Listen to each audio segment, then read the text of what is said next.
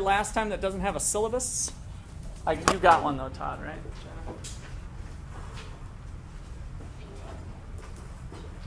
I think that's the last one. Anybody else need one? I'll have to get one after. Okay, good. All right, so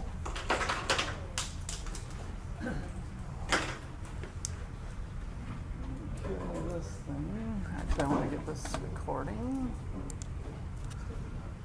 So we're going to start off with a little Adam Smith quote today. So Adam Smith is known as kind of the father of economics. He wrote a little book in 1776 that was pretty influential. Anybody else from history, high school history or otherwise, remember what else went on in 1776? Yeah, well, not quite maybe the revolution, but the signing of the Declaration of Independence. So we kind of had our little United States of America ended up being put into place, and Adam Smith's work also, I think, contributed to some of the thinking that those founders were doing. And so he formalized his work here called The Wealth of Nations.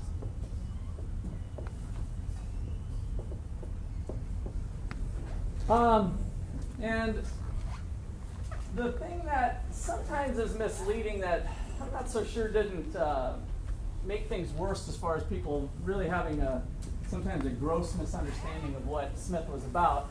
It's like, well, this is the beginning of wealth, and that's where our country started to go wrong or something. And that's really the wrong context. In fact, the full name of this book is The Nature and Causes of the Wealth of Nations. And that really changes the context of what he's describing. He's really describing the causes and nature of interaction of people in the creation of wealth. And wealth is often distorted as well.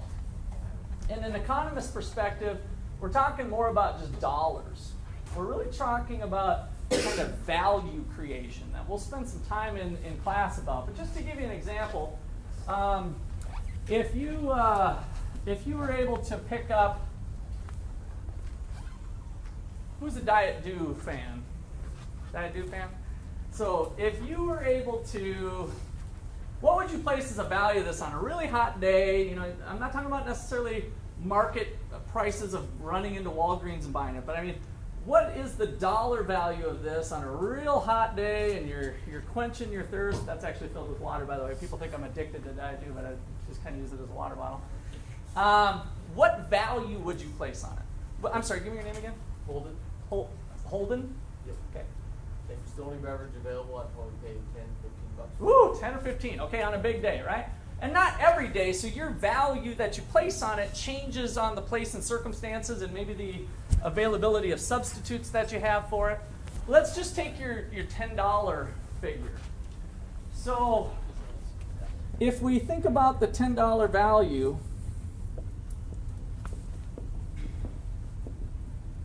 and again, under certain circumstances, some days you might be willing to pay $10. That's the value that he gets from it. Now, if he only has to pay $1.50, so $10 value to, and in fact, let's just put your name. Let's see, is it Holden?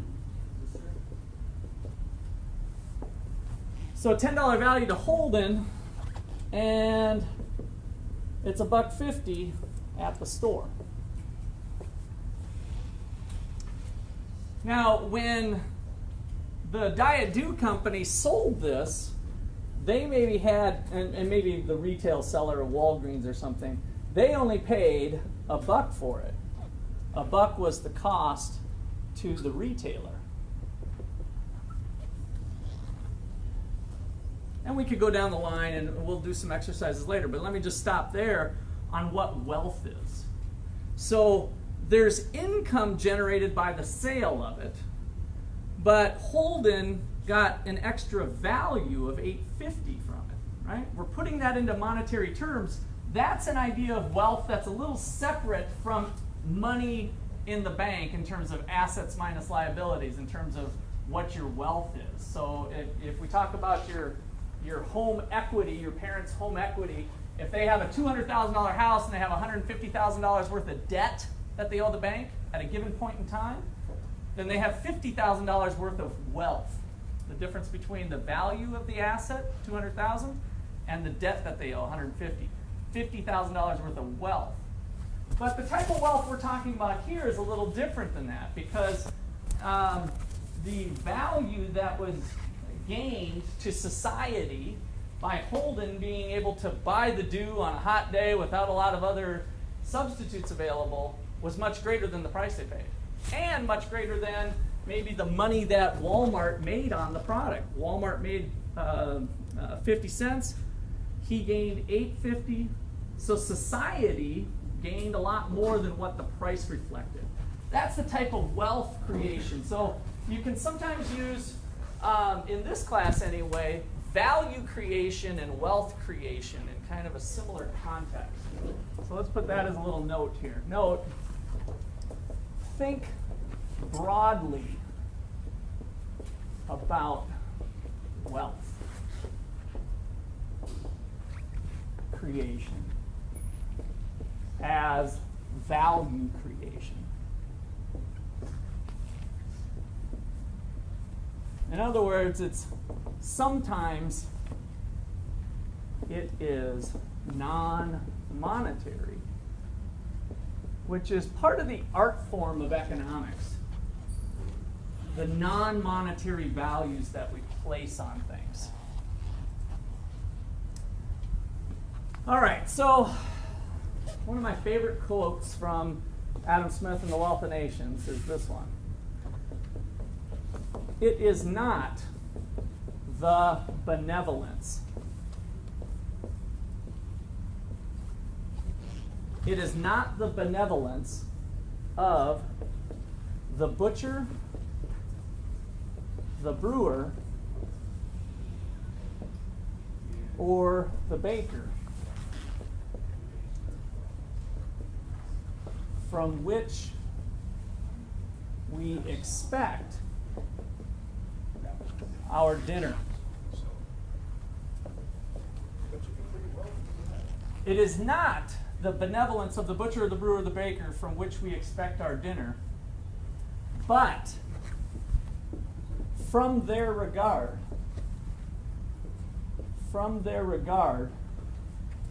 to their own self-interest.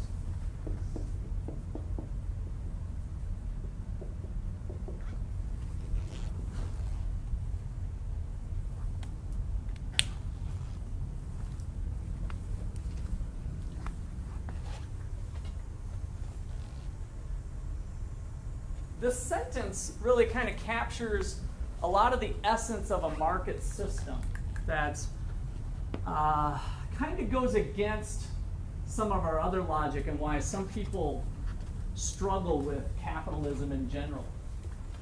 And when I did a job interview for a different college way back when in the 90s, one of my people I needed to interview with was the vice president of the college. And he said, so one of the, this is an interview, I'm a little stressed and ready to go, I had the suit on, all that jazz. And he says, Russ, I never really understood economics. He said, economists claim that something good comes out of something what I think is bad. So how does something good come out of greed, come out of something being selfish? How do we get something good at something out of its core is seemingly bad? Good question. I mean, that's kind of what we're getting at this statement, what Adam Smith is addressing. Todd? Okay, creates competition. Good. So competition is one of the key ingredients that we need in the market system to get that type of result. So let's dissect this a little bit more. What does it mean to be benevolent? What is benevolence? To be what? Good acts.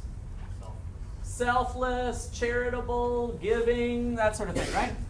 But he says it's not the fact that people are like that. We don't need that necessarily.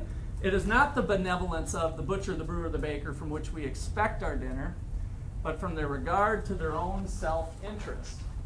So, if we have, let's say in the worst case scenario, a selfish butcher, and the butcher is selling his steak at $10 a pound, and he's like, you know what, I kind of like money. I could use a little bit more of that stuff. I think I'll charge $20 a pound since people are buying at 10, and that means I'll make double the money on it. And so he does it and raises his price to 20.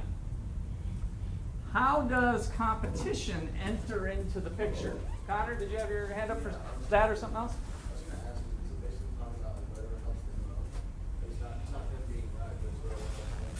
That's right. That's kind of at the heart of self-interest, at what helps them. Yes. So how does competition enter in? Yes. You have people who are willing to go above and beyond, so increase their product, or you have people who are undercut their product. Okay, good. So yeah, exactly. Maybe the baker over here is just thinking to himself, you know what? Anybody can cut meat. I'm a baker. This is science. I don't know if you guys have done some baking, but I'm not a very good baker because you got to be very precise. And I like to just kind of stir fry, whip stuff together, and I'm pretty good at it. But I'm not a baker, right? And so the baker's sitting back thinking, well, shoot, if the butcher's going to do that, I can do that. I'm going to start. I got a little extra space in my shop. I'm going to start cutting meat too. And he says, in order to get some business, I'm going to charge $18. What's the butcher's response to that? He needs to do something because he sees all the people running over to the baker with the new butcher shop. And that encourages possibly some innovation and creation of new things, possibly. But at the moment, in the short term, we might just have kind of a price war going on, right? And it goes 15, and then the baker says, well, I can do it for 14, 13, 12, right? Now, how far down does it go? That's kind of a question we'll tackle through the semester. So you can kind of get the idea here, right? We're going boom, boom, boom, boom, boom, and it's like 15, 14, 13, 12, and we're cutting the meat prices. When's it going to get down to? Until it's not profitable. Okay, until it's not profitable. And so what do you mean by that? Maybe expand on that a little bit. They have to pay for their livelihood too, so It costs more than pay for the product. Okay. So are you telling me that they deserve to earn a profit? Why can't the world run on non-profit? Self-interest. Self-interest? Why do they need profit? Why do we? So are you guys willing to accept that we can't drive profit down to zero? That there has to be at least a little something in it? well, unless you want to have a bargaining system, just get by. Okay, to just get by. And what does it mean to just get by? To break even, to pay all your costs? What's one of those important costs? If you are the baker and you've extended yourself to now doing this little extra butcher business, what's one of the costs that's kind of implicit in that decision? Time, right? And what they're giving up to do that thing. That's kind of hitting at the idea of opportunity cost. And so, yes, profit reflects the other opportunities that the baker is giving up to pursue the butcher business. At the same time, the butcher is giving up other opportunities that he or she could be doing, right? So that is implicit in the profit system. And so when we battle it out, and we battle and we battle, who's going to be left cutting meat? But everybody's high skill on that. What's that? Multitask? No, not necessarily. Who's going to be left cutting meat in our battle of the meat here? The butcher? Whoever has the highest skill category. Okay, whoever has the highest skills. Now you're starting to touch on something there. So again, we're gonna be price cutting. Somebody's gonna leave the market. Who is it? Who's it gonna be? Is it gonna be the butcher or the baker? The person that loses profitability first. Okay, so it has something to do with that profitability, right? And so if we get down low, let me put this into a little bit better context. Let's say that the real cost, if you will, to either the butcher or the baker is $9. And so what's the right number for the market price? Is it 12? Is it 11? Is it 10? Is it 9.50? Who can stay in business the longest? Again, I'm taking for granted what you guys said, that they have to make some money to make it worth their while. The butcher. Who's left standing? The butcher. Why do you say the butcher? Because the baker still has his bakery that he has to support. Okay. The butcher only has the butcher shop to support. So the short answer to that is no. It's not necessarily the butcher. We don't want to read too much into the story. I want to give you kind of a general. It could be either person. Why? What's going to determine it? It's the one with the advantage. Okay, the one with some sort of advantage. What kind of advantage? I'm not looking for a specific term, but talk a little bit more about that. What do you mean by the advantage? The one who naturally is going to produce more by themselves as opposed to. Okay, so it kind of comes down to what those other opportunities are. They might present one person to being able to do it cheaper than the other. If I take as given that this is the exact cost, no matter if it's the butcher, baker, or anybody doing business, what's left over? Well, the baker maybe has this building to where there was that extra space I was talking about. Is that space actually costing the baker anything? No. If it was just sitting vacant? No. So it's kind of free to him, right? Whereas the butcher maybe has a smaller square feet. Again, I'm reading a little bit into the story, but I'm trying to motivate how this might happen. At the end of the day, given their other opportunities, the butcher might have to get 10 to break even versus other opportunities, whereas the baker might be able to take 950 and break even, taking that profit. Now, what's exciting about that is that we are all of a sudden, without the intent of any big central planner, even God himself, although God might have came up with this market system as kind of a theory that I've been building on, without the intent of any particular central planner, we have gotten the price down to the bare minimum, down to the cheapest price possible through competition in the free market where people were allowed freedom to pursue their self-interest. That's kind of exciting, that we don't have to figure things out. Things will kind of figure themselves out. What you just described is the Walmart model. Okay, how so?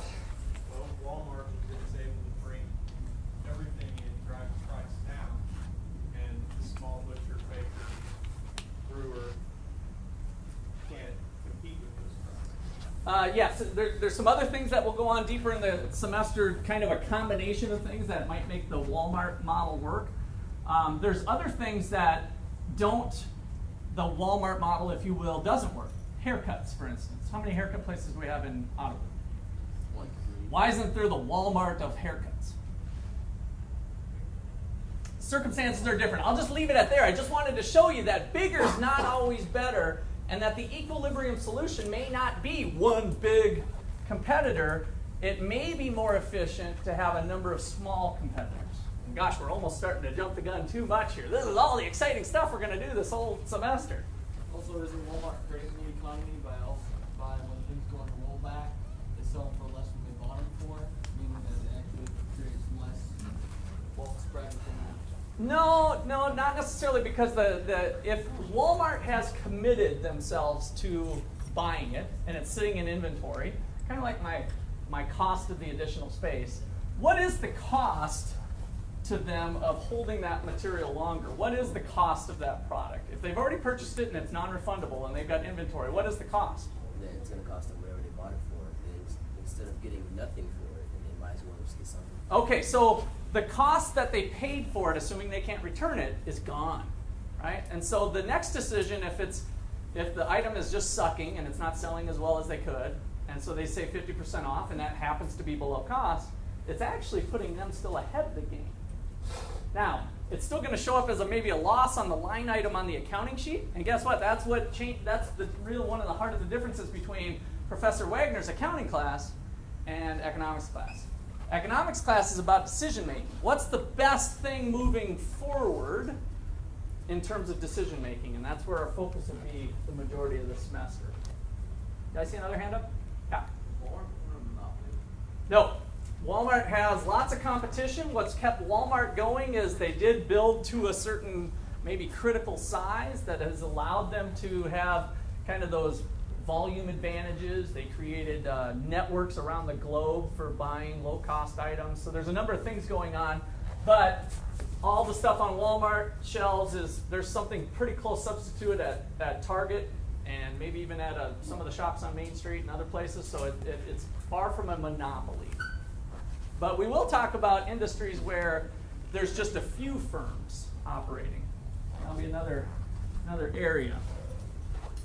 All right, so one quick thing I want to do on this board is something that I wrote, been kind of working on presenting is kind of a different way of looking at self-interest.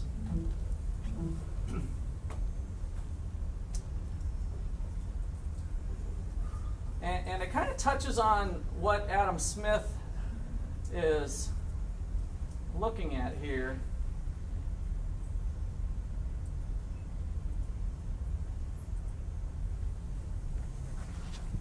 So to be selfish is much different than to be self-interested. And it, to me, is crystal clear what Adam Smith meant when he said self-interest.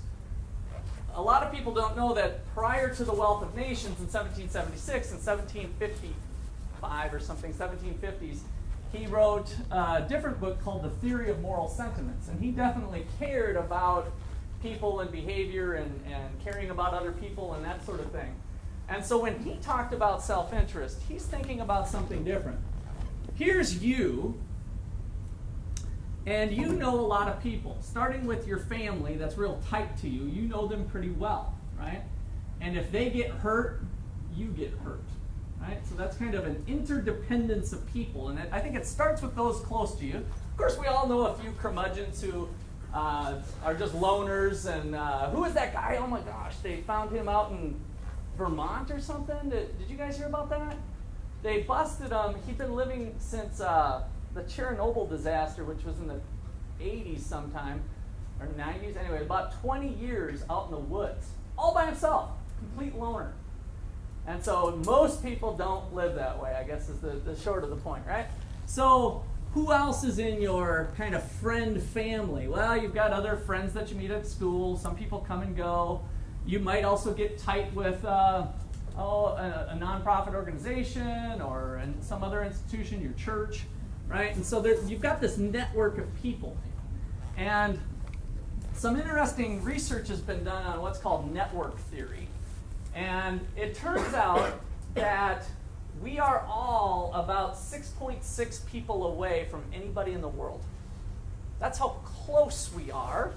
If everybody has, again, this is kind of a model, but hypothetically, some people have more, some people have less. But if you have 30 people in your network of people that are really close to you, people that you care about, people like if they got out of a job or something, you'd actually maybe give them some money or help them out, that kind of closeness. Not Facebook acquaintances, right? We're not talking Facebook friends here, but if you got the real tight people, again, they don't have to be family. Some of you guys hate your uncle or your cousins or whatever, right? They're not in your family, not the family I'm talking about. I'm talking about kind of this friend-family network.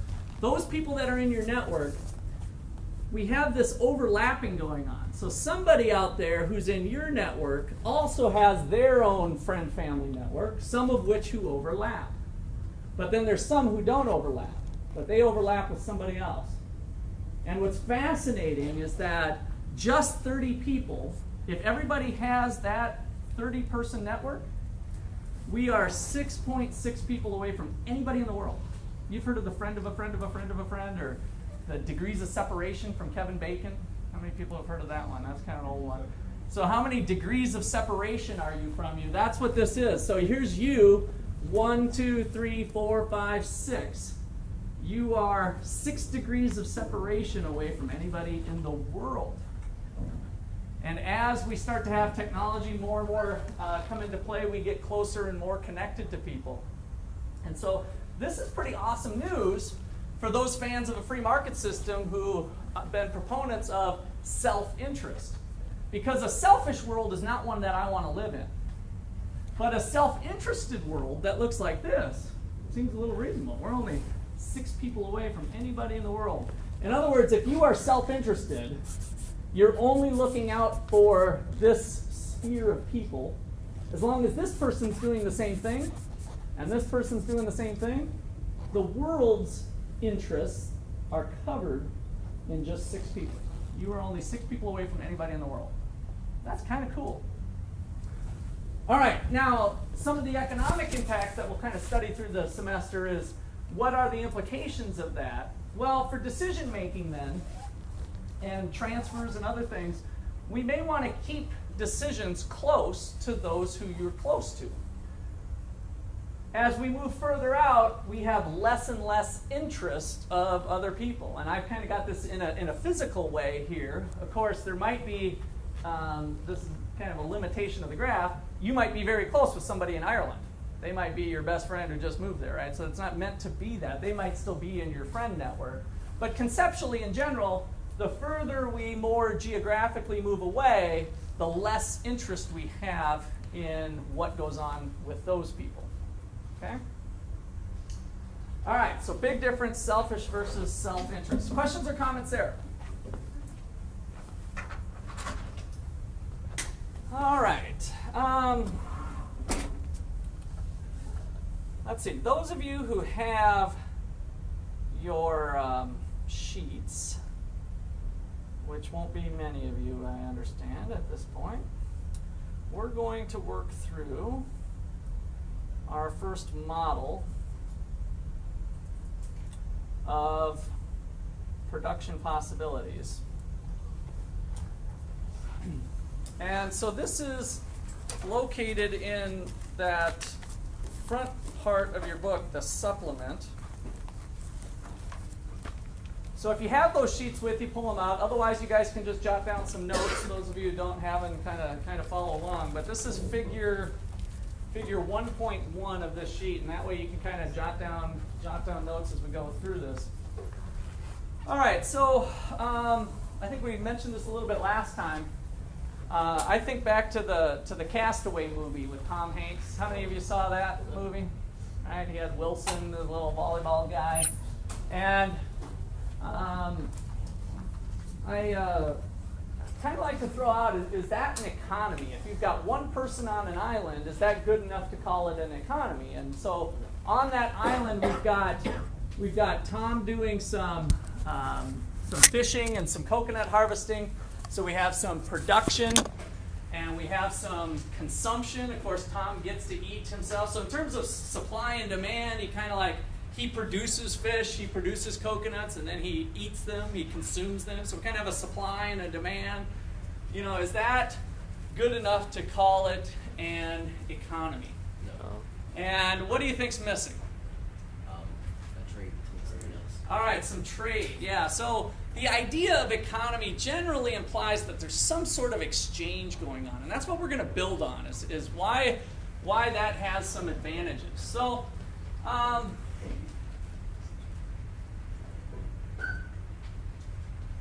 Jen washes up on shore, and now we got to think about how life changes. The theory of moral sentiments was the Adam Smith bit, where Adam Smith was really a philosopher who, I guess, kind of turned into somewhat of an economic thinker because he more or less invented economics. Like, it really didn't exist until then, but the thoughts that he was doing with his philosophy turned out to be the foundation for what we call economics today. And so what he said in this was, how do we have value as a human being? In other words, if I am on an island, in fact, he goes through this example in his book, if you're by yourself on an island, do you really know what's good or bad? How are we able to judge ourselves? So by having another person, we all of a sudden are able to compare, get feedback on who we are as a person, right? So that's kind of some deep philosophical type stuff that you might do some more stuff with Dr. Ristic on in philosophy class. But I wanted to give some credence here on the philosophy side. Adam Smith was right in there. All right, so the big question here is, what should I do today? You know, should I go fishing? Should I harvest coconuts? Each person has choices to make. Now, if Jen lives over here in Florida and Tom lives in California, they never see each other, but there's two people now on our island, is that now an economy? Yes. No. Why? We're still not interacting, right? So if we think that trade is important, we need that to go on. So what are their choices to be made? So let's say that Tom has one choice of A. He can produce 8 coconuts or 8 fish. And Tom also could do 4 coconuts or 12 fish. So that's his idea. What should I do today? I can do A or B, right? So those are his options. And then we've got Jen, who could choose to do 4 coconuts and 8 fish, or she could choose to do 3 coconuts and 11 fish. And that's her choices on a given day.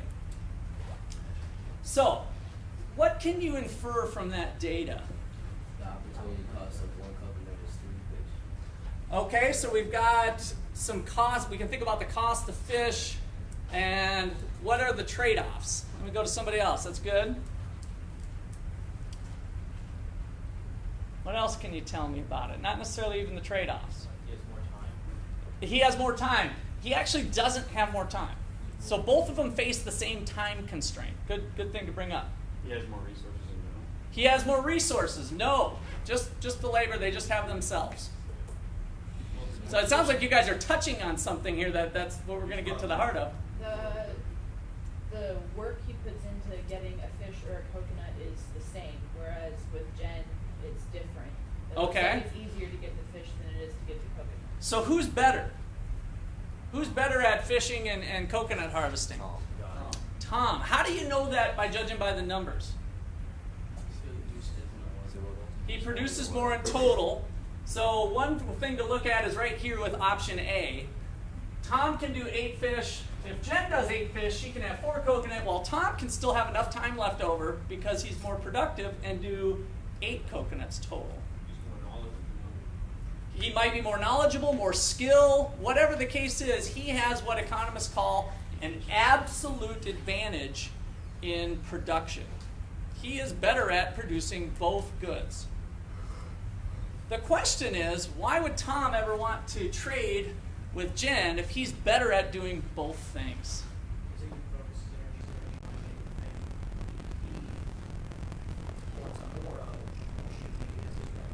Okay.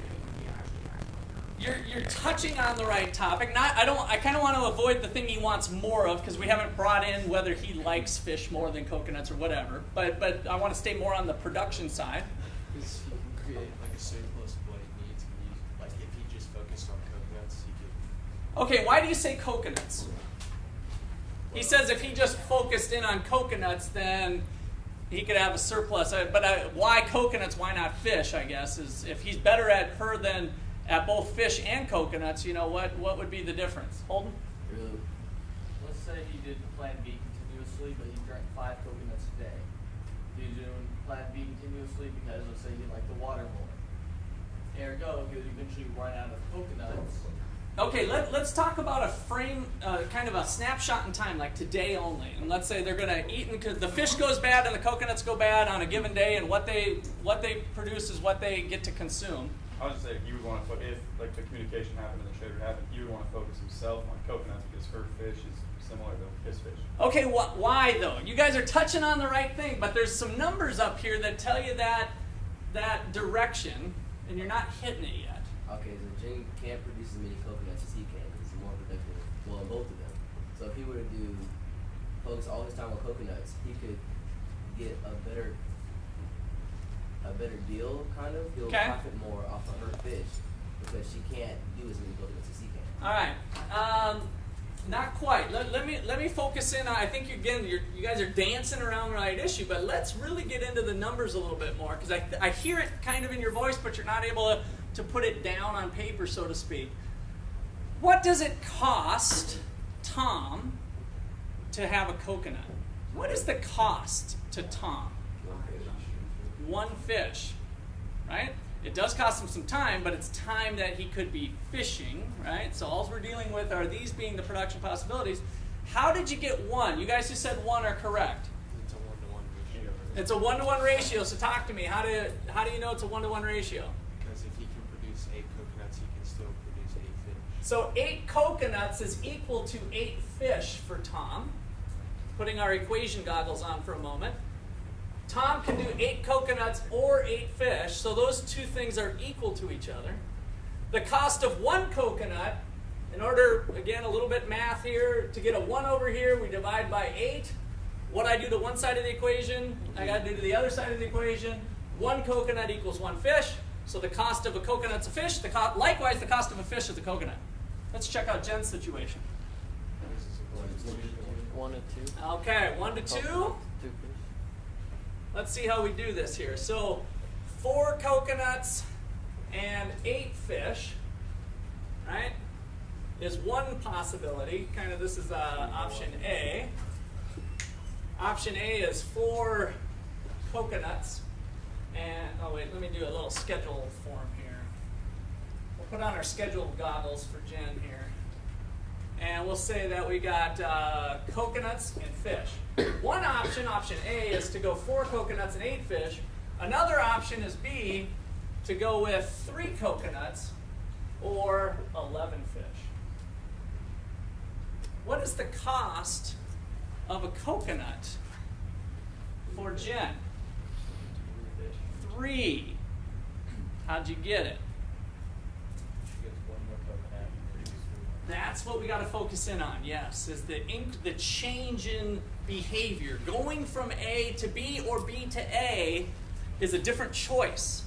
By making that different choice, what did you have to sacrifice? Well, what these numbers are showing here is that if Jen wants to get another coconut, she has to give up 3 fish. So 1 coconut equals 3 fish for Jen. How much is a fish? 1/3 of a coconut. So we can flip-flop this and say, well, we could do divide by 3 and divide by 3. 1 fish is equal to 1/3 of a coconut. Who's better at fishing? Jen, in terms of what? Coconut.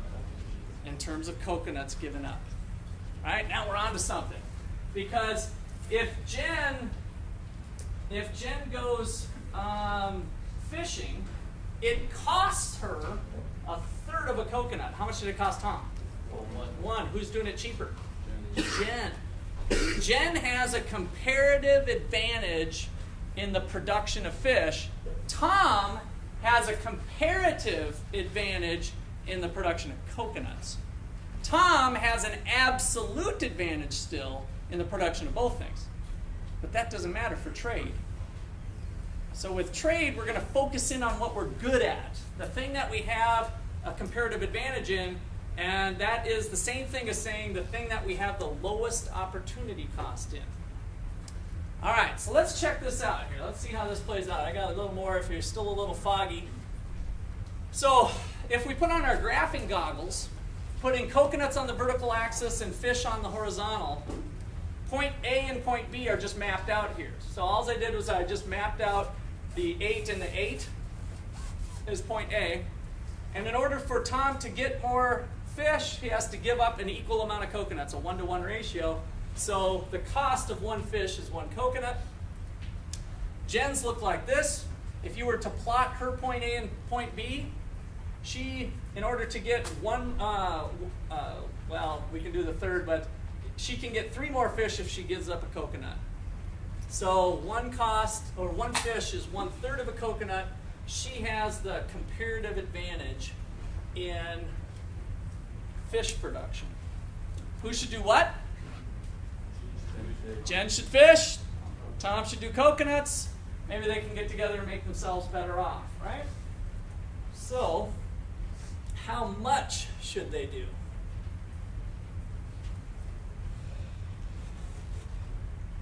If we max out these numbers, if we max out these numbers and we assume that this trade stays constant, then Jen could potentially be doing 20 fish if she gave up all coconut production. And Tom, likewise, could max out at 16 coconuts. So one specializes in one, full specialization, and the other person specializes in the other good. And then, of course, we'll eventually get them to trade. Before we get to that point, though, I want to show a couple things here. Here's Tom's production possibilities frontier. Here's Jen's. So this is the production possibilities for Jen. She can choose to be at point C. Well, what does the world look like? The world, remember, is just our two-person island. And so what is the maximum amount of fish that the world could produce? Well, we already know that Jen is maxed out at 20. What if we went ahead and added Tom to fishing, and they both just fished all day long? How much could they have? 36, right? So the world's production possibilities frontier is right here. If they're starting to get thirsty for some coconut juice, who do they send out to get the first coconut? Do we send, remember, they're both fishing now. Do we send out Jen or do we send out Tom? Tom, right? Because it makes sense to do. They've kind of recognized that he's better skilled, has more knowledge, or whatever the case is. He has a comparative advantage in coconuts. So as we move this way, we're going to start to snake along this production possibilities for the world. Once we get to the point where Tom's at 16, we're maxed out. If we want more coconut, we can do it, but who do we have to send out for coconuts? We start sending out Jen. And so notice this is blue, so that's matching the slope of this is the same slope as this. And this now shows the world's production possibilities. What's interesting now is to take a plot of points at those old combinations. So XA and XB represent A for Tom and A for Jen, and just add them up, right? That is the amount of production going on in the economy at XA. If we take those B points, where they were both doing a little bit of both, right, then that is the production point. What do those tell you? That it's less effective, right? It's inside the production possibilities. In other words, we could be doing better if we used our resources more wisely, right? If we could figure out a way to use our scarce resources, and by the way, this is an economic model, what are our resources? Jen's time and Tom's time. We got a real simplistic model here, right? We don't have fishing poles and coconut cutters and capital. We haven't brought in machines like that. But we got a nice little thing here to just kind of show that if we better utilize even the labor that we have according to their comparative advantages, we can have more of both goods. Because this is where it gets exciting. Through trade, the world can be producing more stuff. At what cost? No cost. It's the closest thing to a free lunch that we have. There's really no cost involved because remember, we didn't change the time of day. We didn't allow them more time. We didn't give them better fishing poles. We didn't do anything like that. All we did is we allowed them to reorganize themselves in the production to where the person who gives up the least to fish is fishing. The person who gives up the least to do coconuts is doing the coconuts. We've changed the focus of the production process that way. And these are this is the increase in the production of both goods that we get. And it's basically free. All right. Did I see a hand up? Do you have a question or comment? Or get an answer? What's that? Okay, yeah, I'm going to get to consumption here in a bit. And again, we're just kind of looking at a snapshot in time, today only. You know, what does it look like? So here's our deal, where we start to get the market back into place and prices and that sort of thing. So Tom's sitting over here with 16 coconuts. Jen's got 20 fish. Both of them would like a little bit of something from each one. So Tom proposes, hey, what do you think about 2 fish per coconut? How does that sound for a trade? How does that sound to Jen? Okay, so we can kind of think about profits or maybe more loosely value. That gives value to her, right? that particular trade gives value. Why?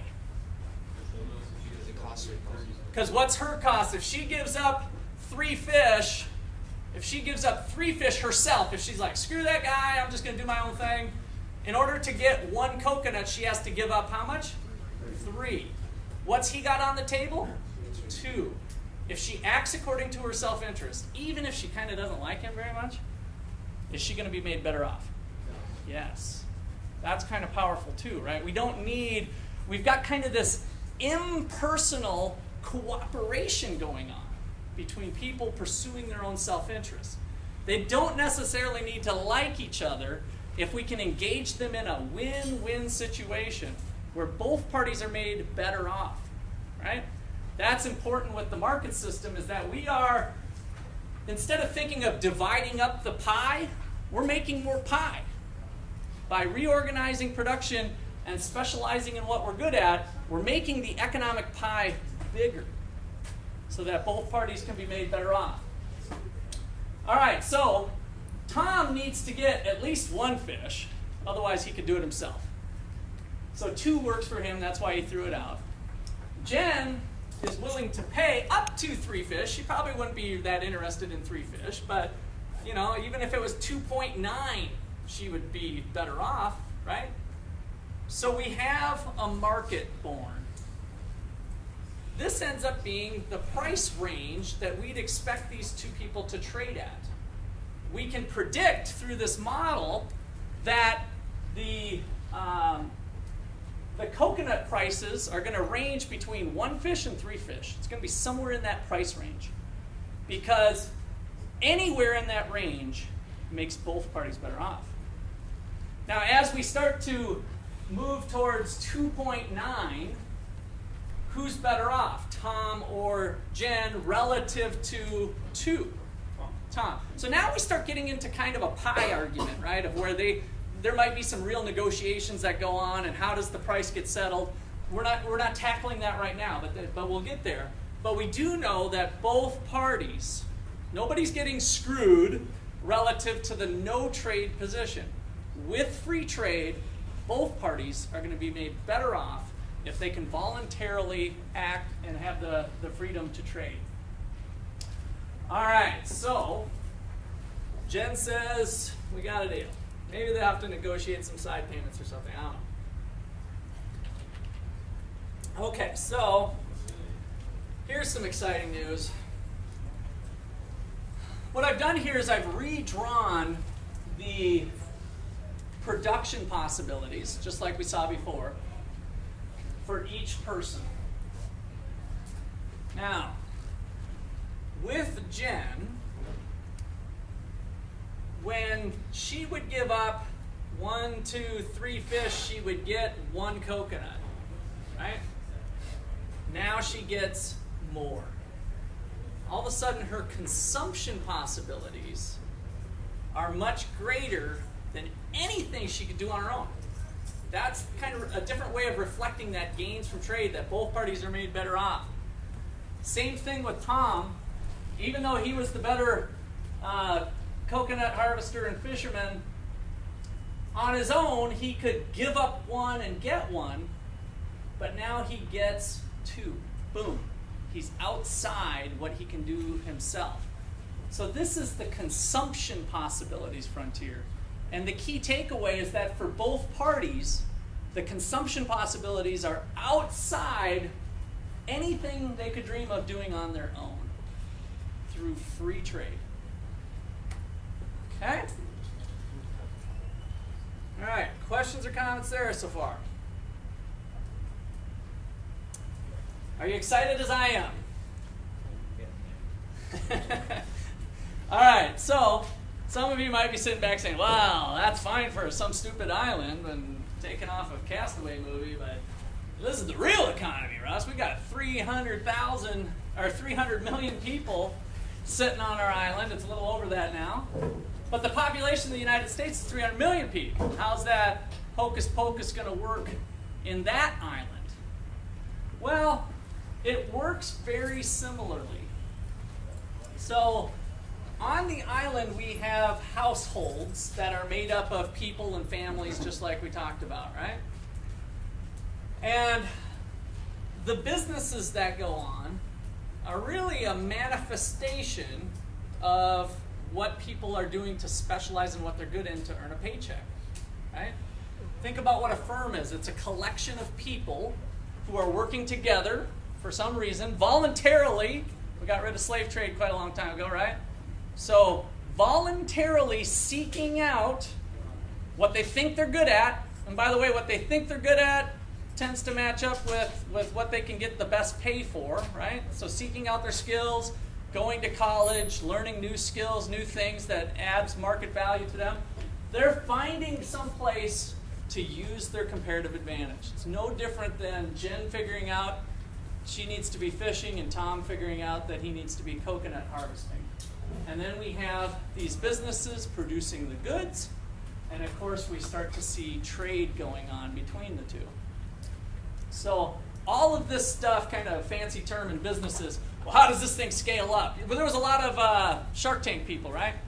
How many, let's see a show of hands of Shark Tank watchers. So one of the concerns that the sharks have is, well, I don't think this can scale up, right? What did Kevin, Mr. Wonderful, often says to people, well, what if you got hit by a bus? What happens to this business, right? So if it's kind of a one-person shop, maybe it can't scale into something big. So what I'm saying here is that this is how Adam Smith's idea of specialization scales up. At the very microest level we could be at with Tom and Jen and the island, we got the same benefits, all the greater production possibilities through trade, all of that manifests itself with the formation of companies in the big picture in 2014. Okay, so these are powerful concepts to kind of burn into your head about what the market system brings to the table in terms of the benefits of both production and consumption possibilities for the general public. All right, questions or comments there?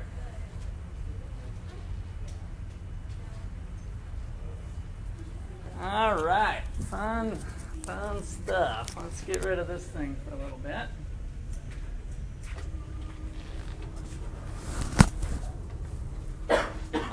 Maybe I don't want to get rid of that thing for a little bit. They're not screwed up. And I'm going to do one more thing here. Since we're on such a roll, we might as well dip right into here. Yeah, thanks. It'll still keep going, I hope.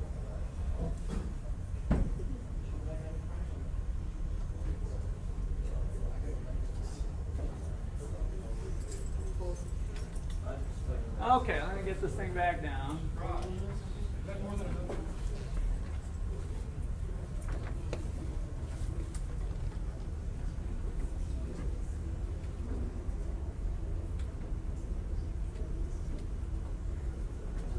All right, this is, for those of you who have your stuff along, this is the next set of stuff here describing the economy with unlimited wants and limited resources. So, we want to add on to that scaling up process that I was just talking about. So, here's kind of our starting place for the market system. What we care about is households and real people living real lives day by day, right? So this is our objective in the economy as we think about government policy and business and other things. Hopefully in the back of our minds, even though we've got, as far as setting up how society should work, we have these people's interests in mind. All of those scarce resources, land, labor, capital, and entrepreneurship, are assumed to be owned by the households. I shouldn't say assumed to be owned. They are owned. So even if we talk about the biggest corporations that own lots and lots of, maybe billions of dollars worth of assets, who owns the corporation? People. Shareholders, right? So we just have somebody out there owns a share of that stock of that major company that owns billions of dollars or whatever. And so the profits or the decisions or the wealth that comes out of that company eventually flow down to a human being. There's always a human being tied to everything. There's no robots. We haven't gotten to Terminator 2 yet, where the world is owned by robots that we've created. At least I hope we're not there. Seems like we're getting dangerously close sometimes, but we still have everything tied back to people. And I like to think about the quantity of resources being stuck in a bucket. And so the economic problem is trying to satisfy unlimited wants with limited resources. What do we mean by that? Is that if I was able to kind of magically freeze time right now, we could kind of take an inventory of the resources in the world, right? And I want you to kind of visualize there's a fixed amount in the cup. We only have so much land, so much labor, so many machines, and so much entrepreneurship. That one's a little bit nebulous, but kind of a fixed quantity of this stuff at any given point in time. So how do these things change? So those of you who had macro had a little bit of exposure to this. We define two different types of variables, stock variables and flow variables. So a variable is just something that is taking on some value. So it's our generic term to say, well, you know, variables like resources. So in that context, capital is a variable now, something that can be varied or changed, right? Capital, entrepreneurship, labor, and land. And so we want to think about how they change over time. They change by flow variables. So I want you to visualize, how do we get more computers in the United States in a given day or in a given year? We can turn on the spigot and people buy more computers, computers get produced, and so there's an inflow of new computers that cause the bucket level to rise, right? So the flow variable is investment, purchases of new computers, and the stock variable is the quantity of machines we have at a given point in time. That bucket level is going to rise. At the same time, some computers are wearing out and they go in the garbage can, so we have either depreciation or become obsolescence, just becoming obsolete, so they're worthless. And so there's a hole in our bucket.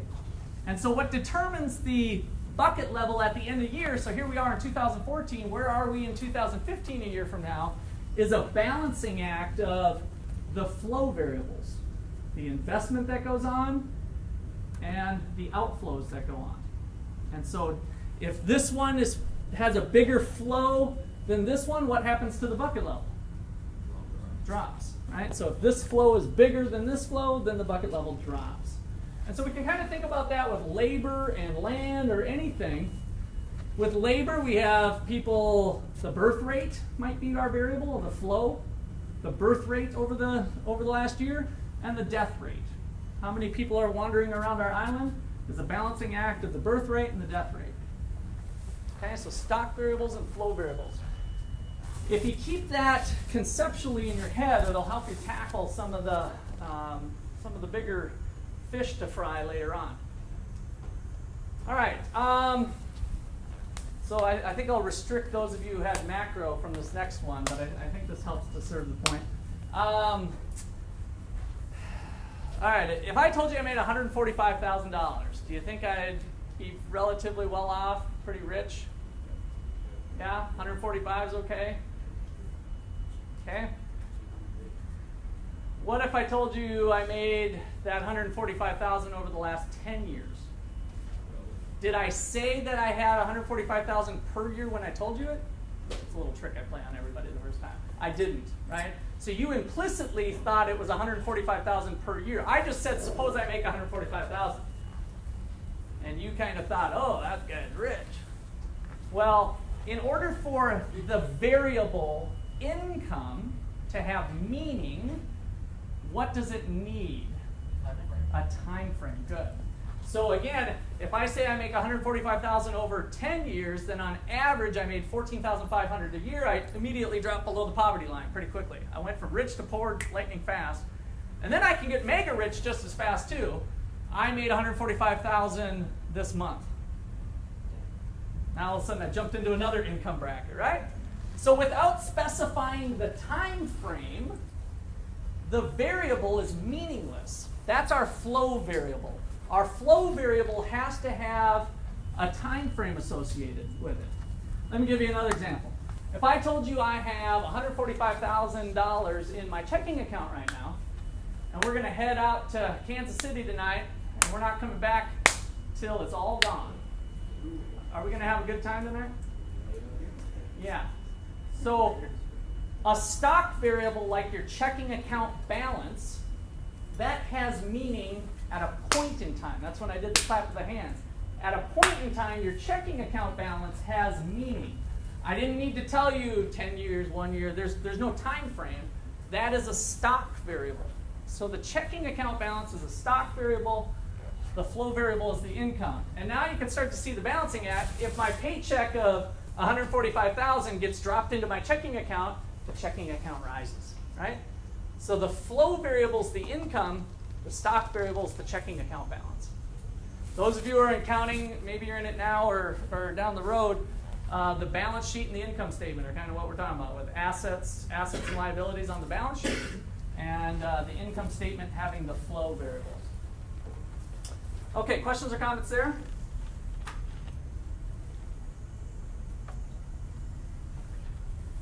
Okay, I don't want you to forget, very important concept, of the physical production process that's going on. So kind of getting away from money, we have a new engineering program here, just started this fall, right?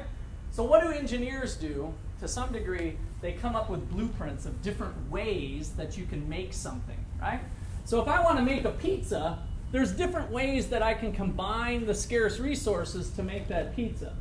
If I want to make a t-shirt, there's different ways that I could do it.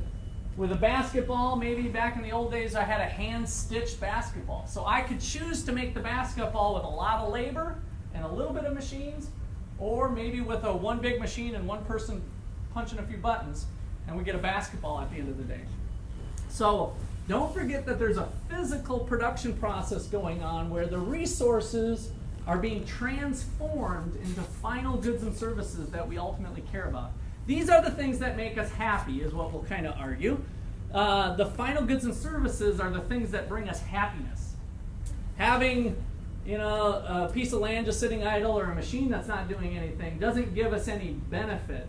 How we create value again in society is by taking something and transforming it into something more useful.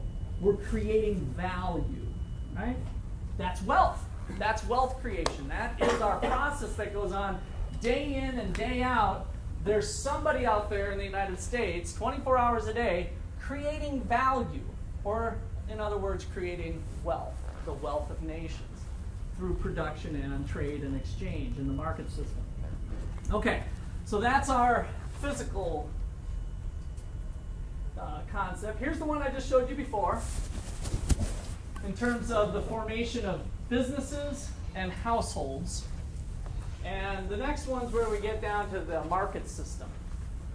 So remember I had the dictator over here where the central planner, Fidel Castro or whatever, was making the decisions on things? Well, in the market system, those things get determined in a marketplace where people are just free to interact with each other and trade. The two primary markets are the output market or goods market. That's where final goods and services go, all the stuff you buy at Walmart and going out to restaurants and all that stuff. And then the factor market or the resource market. So factors of production, resources, inputs. We kind of have three different words that we can use interchangeably for resources. So there they are. Remember, the households own the land, labor, capital, and entrepreneurship. They're willing to supply it to the businesses who want to buy it. What are they paying with? Stuff that's familiar to you of wages, rents, interest, profits, right?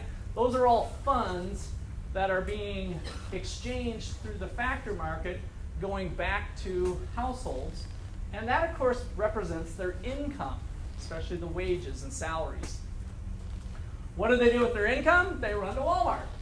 So we got money then being spent in the final goods market where the firms are supplying the goods and services. So notice down here, the households are the supply curve. Once we get to doing supply curves, we're not there yet, but they are the supplier here. The businesses are the supplier up here. So they kind of switch roles depending on which market we're in. Okay, so the economics focuses in a lot on this. People tend to think it's about dollars, but really what economists are interested in is this transformation process of whether we're getting the most we can. Can we take a Tom and a Jen and put them in different locations and do something different and get more for nothing, right? So that's kind of all this creative destruction stuff that's going on in terms of figuring out new innovative ways to combine the scarce resources in the economy in the production of these goods and services. All of the payments that come for final goods and services, this is a little bit of a macro topic, every single penny of that $1.50 diet due can be broken down into those costs. Those costs are going towards the resources that were used to produce it. So that $1.50 circles right back this way. And this is called the circular flow diagram. Kind of shows the flows of two important things. The flow of dollars, but again, maybe more importantly, the flow of resources and final goods and services. All right. Questions or comments there? Yep. Where would taxes factor in? Taxes, actually, I'll get to in a second. Thank you, yes. The real economy that we're interested in is the red flows, by the way. The real economy is the red flows. We might get interested in who's getting all of the goods and services and kind of the allocation. That might be a concern that we can look at. But the real economy is this one, the engine of exchange. The magic process where these resources are transformed into the final goods and services we want. All right, so enter the government. Adam Smith even, our free market guy who believed in what he called the invisible hand, that invisible hand that kind of directs resources to its highest and best use. Again, we didn't have to have the government intervene to tell the butcher, those prices are way too high, you can't charge that. All we needed was the free market to correct that problem, right? The baker opened it up the butcher shop, the prices came down. How far down did they go? They went down to the most efficient level possible.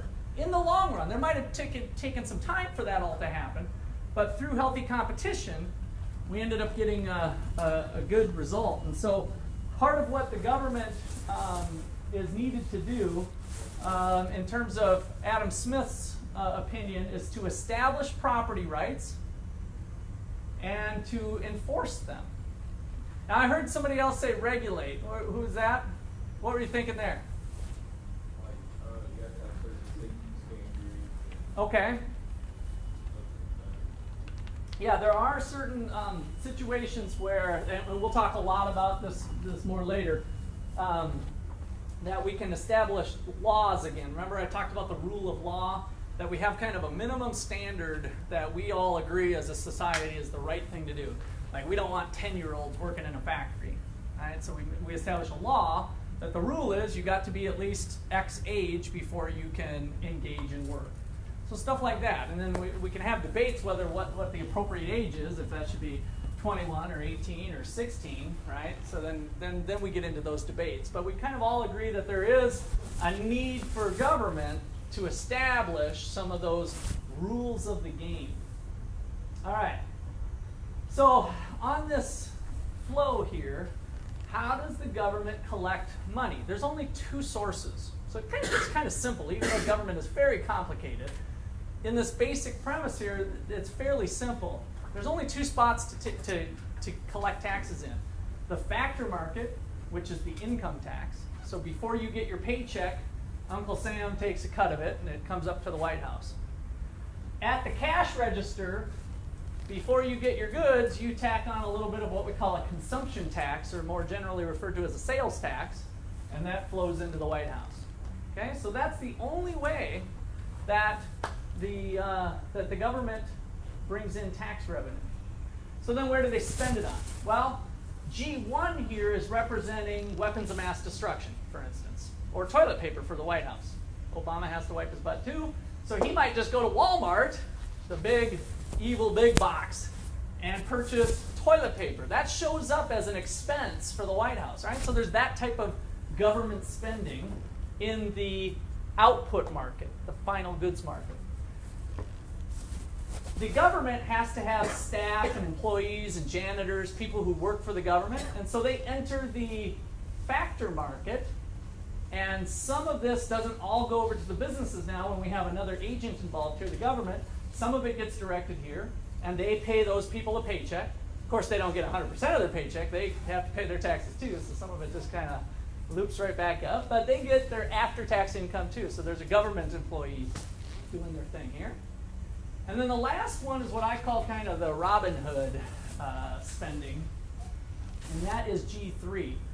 The big term for that is called transfer payments. Transfer payments. And so I guess the classic one that we think about in the United States is to take from the rich and give to the poor, which is kind of where the Robin Hood thing comes in, right? So in the United States, we have a tax system to where the rich pay proportionately more of their income tax than the poor do. And so in a sense, we're really transferring dollars that they earned from the rich to the poor. We also transfer money from the young to the old. Yeah, Social Security. Social Security has never been a big 401k plan where your money's invested in the stock market or something. It has always been, since day one, take from the young, give to the old. There is no investment in the stock market or wealth creation going on. It is really strictly a transfer process. The youth pay in, the old get it. It's a shell game in the United States. So the problem with that system, we won't get into it in this class, is that it don't work anymore. We're not cranking out babies like we used to. And we had that baby boomers, people came back from World War II and they cranked out some